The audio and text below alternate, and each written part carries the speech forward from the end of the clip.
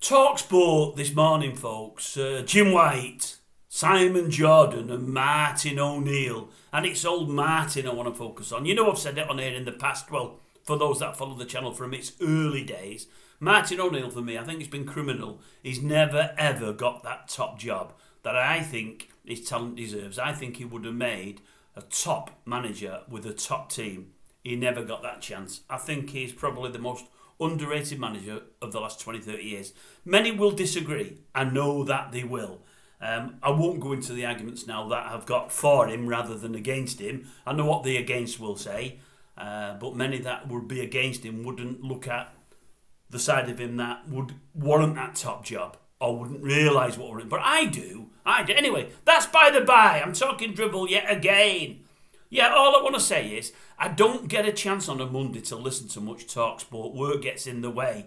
I've only heard bits and pieces since Martin's been regularly sitting in on a Monday, and I'm gutted to miss him because I think he's absolutely brilliant. Real value for money. I like the way he does the old, it's almost like sabre fighting with Simon. He's not afraid to disagree with Simon, but he does it in a very, very, very good way. Many people get talked down to by old Mr. Jordan. Martin O'Neill certainly doesn't, and he wins more of the arguments than he loses. Not that they argue all the time, they agree pretty regularly, but when they don't, I feel that Martin wins more than Simon does, and rightly so, because he talks, for all Jordan, everyone loves him and thinks he talks sense, and he does to a great extent. Martin O'Neill does all the time. He's absolutely spot on. I do love him. I absolutely love him when he's on the show. I'm just gutted I don't get to hear much of him. He's definitely one of my favourite personalities in the world of football and has been for about 25 years now.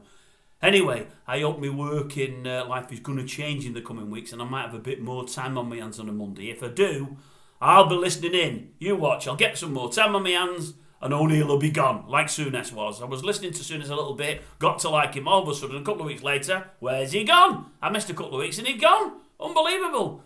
Well, I hope the same fate doesn't befall Martin O'Neill, because as I say, I like him a lot, and I do like listening to him with Simon and old Jim on the Monday mornings.